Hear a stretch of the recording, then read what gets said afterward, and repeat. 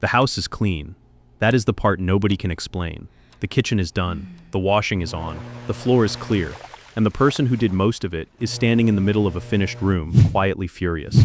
If you're the other person in that house, this is the moment you find genuinely baffling. You helped, you did what was asked, you said thank you, and somehow you're now in a conversation that appears to be about a cup on the side, and is obviously not about a cup on the side, and you cannot work out what it is actually about.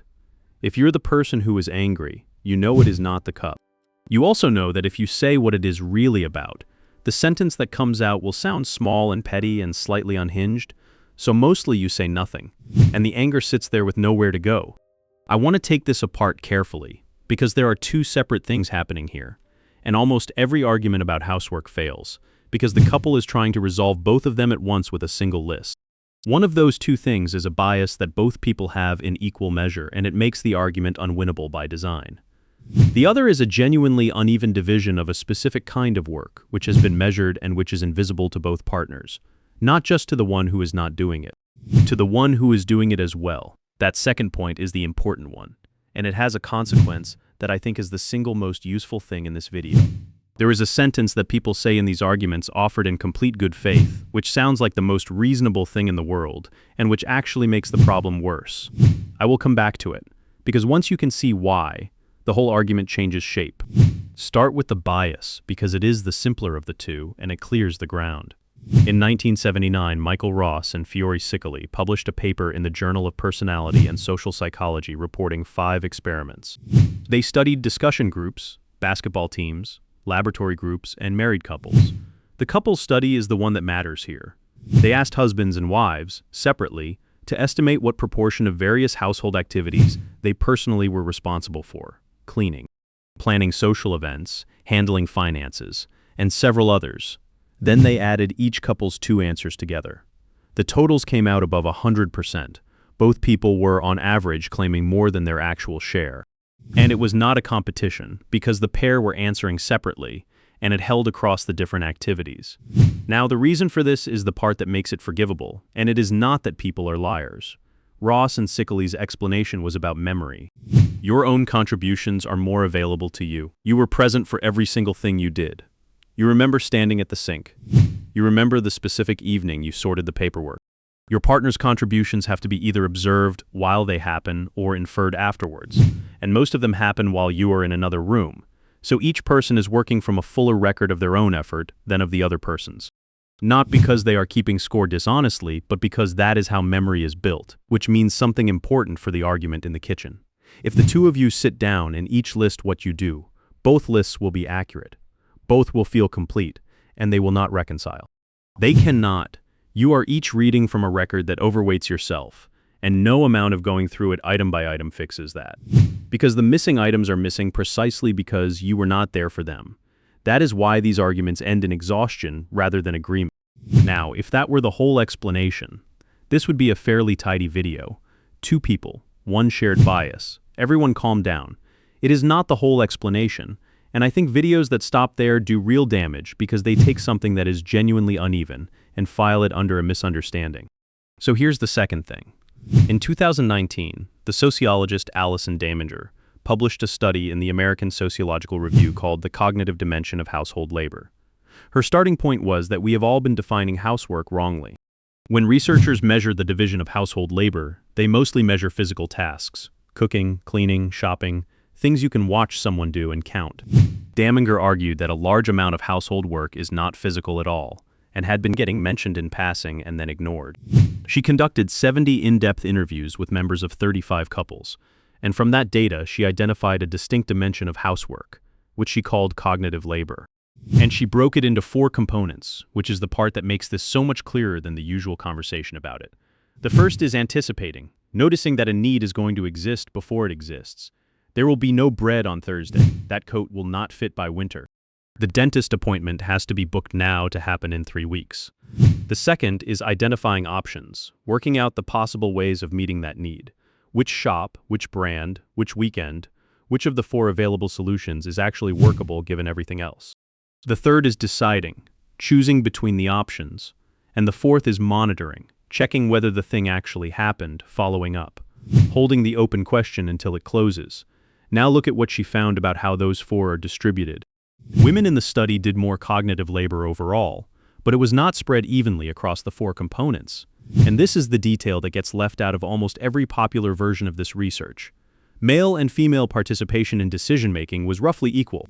Decision-making, as Daminger points out, is arguably the component most closely linked to power and influence in a household. And on that one, the couples were fairly balanced. What was uneven was anticipation and monitoring. Women in the study did disproportionately more of both. Sit with the shape of that, because it is very specific. The couples were sharing the choosing, they were not sharing the noticing, and they were not sharing the checking, and those two are, by some distance, the worst two to be holding. Here's why. A decision has an end. You make it and it is over. A physical task has an end. You do it and it is done. Anticipation and monitoring do not have ends. They are not events, they are conditions. Anticipation means running a permanent background scan of the future for things that are going to be needed. Monitoring means holding a set of open questions that stay open until each one resolves. You cannot schedule anticipation. There is no hour in the diary where you do it, and you cannot switch off monitoring, because the entire function of monitoring is that it keeps running when you're doing something else.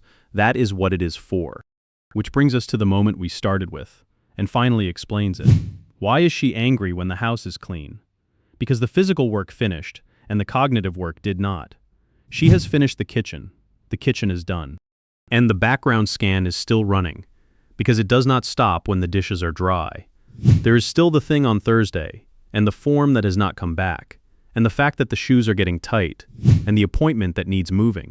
Finishing the visible work does not deliver the feeling of finishing. It just removes the last piece of evidence that anything was ever being carried, and leaves her standing in a clean room with a full head, being told well done. That gap between how finished the room looks and how unfinished she feels is where the anger lands. And the cup on the side is not the grievance. The cup is simply the one piece of the whole apparatus that is visible enough to point at. Now the sentence I promised, and this is the useful part. The most common thing a well-meaning partner says in this situation is some version of the following. Just tell me what to do and I will do it. Or, I'm happy to help, you only have to ask. Both of those are offered sincerely. Both of them sound completely reasonable. And both of them, on Daminger's framework, make the problem slightly worse rather than better. Look at what is actually being offered.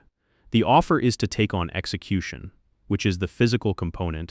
The offer explicitly leaves anticipation with the other person, because somebody still has to notice the thing needs doing.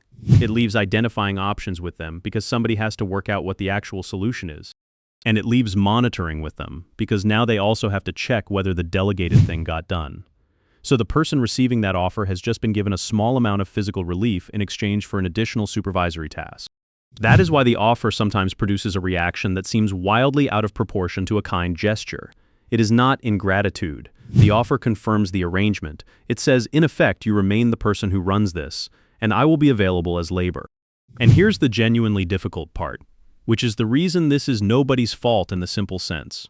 Daminger found that cognitive labor is taxing but often invisible, not only to the partner who is not doing it, invisible to the person doing it as well. Read that again because it explains the whole communication failure. The woman in that kitchen is not withholding a clear explanation out of spite.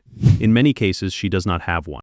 She has a strong feeling of being overloaded and a set of visible tasks that do not add up to the size of the feeling. So when she tries to explain it, she reaches for the visible things, which is why it comes out as being about the cup, and why it sounds petty even to her. And the partner is not being obtuse. He is looking at the visible layer, which is the only layer either of them has language for. And the visible layer genuinely does not justify the reaction. He is responding accurately to the evidence available to him. Two people, both reasonable, arguing about the layer they can see, while the actual imbalance sits in a layer neither of them has a name for. That is why the argument recurs. It never resolves because it is never about the thing being discussed. Now, I want to be careful about a few things, because this topic attracts some very bad content, and I do not want to add to it. First, all of this is measured on averages across a sample. Daminger interviewed 35 couples. It is a qualitative study with rich detail rather than a national survey. The pattern is real, and it replicates elsewhere in the literature.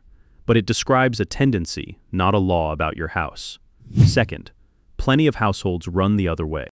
There are men who hold all the anticipation and monitoring for their families, and they tend to have even less language for it, because there is almost no cultural script for that version. If that is you, everything in this video applies. And the fact that nobody makes videos about it is part of why it is hard. Third, and I think this matters most, none of this makes one person the villain. The decision-making finding is the clue. If this were about one partner hoarding control, decision-making would be lopsided, and it was not. What is lopsided is the unglamorous, unnoticeable, never-finished part. That looks much less like domination, and much more like a default that formed quietly and then stopped being examined. And fourth, the bias from the first half still applies to both people throughout.